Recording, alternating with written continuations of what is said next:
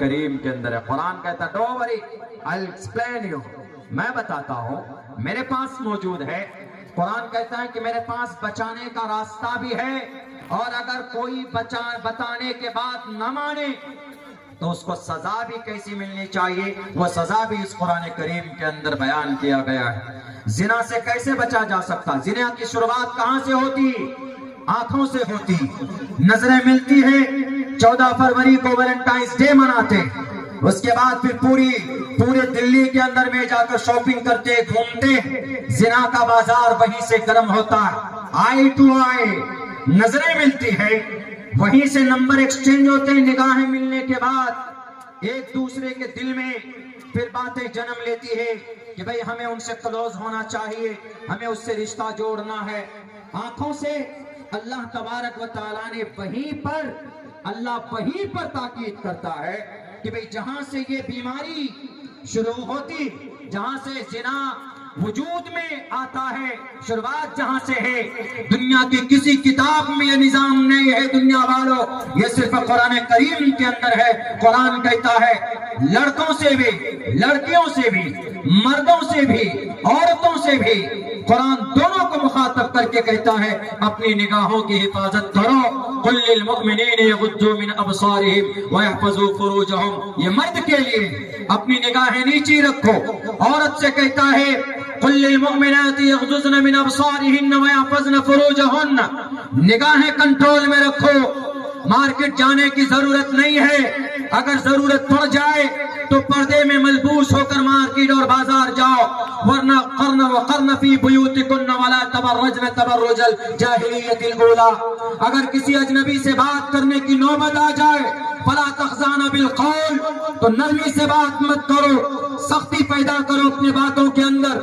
یہ زنا سے بچنے کا طریقہ ہے اور یہ قرآن بتاتا ہے. اور قرآن کو آج تشدد کی کتاب بتانے والوں, قرآن کو آج کہتے آتنکواد کو پیدا کرتا ہے یہ قرآن. اگر آپ کا یہ عقیدہ ہے تو آؤ دیکھو قرآن کریم کے اندر, دیکھو قرآن میں گھس کر پڑھو.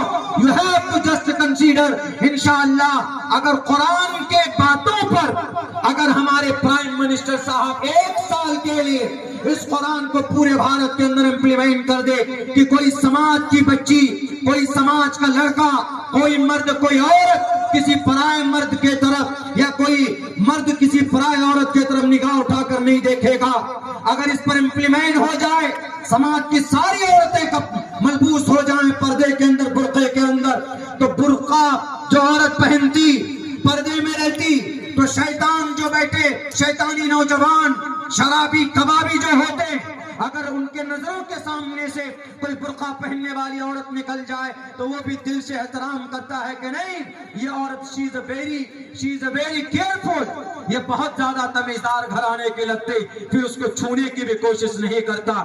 نظریں نہیں ملیں گی تو زنا وجود میں نہیں آئے.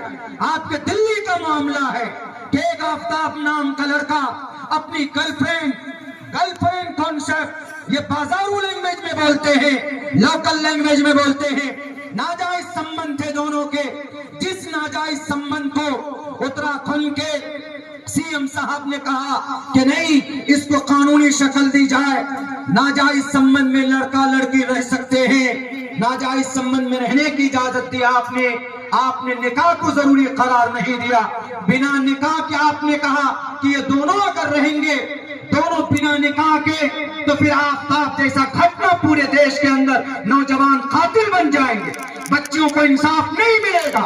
اس لیے کہ جب نکاح نہیں ہوتا ہے من بھر جاتا ہے, بوائے فرینڈ کا گرل فرینڈ سے, گرل فرینڈ کا بوائے فرینڈ سے پھر بریک اپ ہوتا ہے, لات مارا جاتا کہ جاؤ. اسلام کہتا ہے کہ یہ غلط ہے, قرآن کہتا ہے کہ اس کی کوئی پرمیشن نہیں ہے. اگر زنا کو ختم کرنا ہے تو آپ پردوں کو عام کیجئے, اور پردہ جب عام ہوگا تو زنا کے بازار کم ہوں گے. اور یہ جو ہر 45 سیکنڈ کے اندر جو زنا ہوتا ہے یہ 45 سیکنڈ میں نہیں بلکہ 45 دن میں بھی کوئی معاملہ, کوئی حادثہ زنا کا سامنے نہیں آئے گا.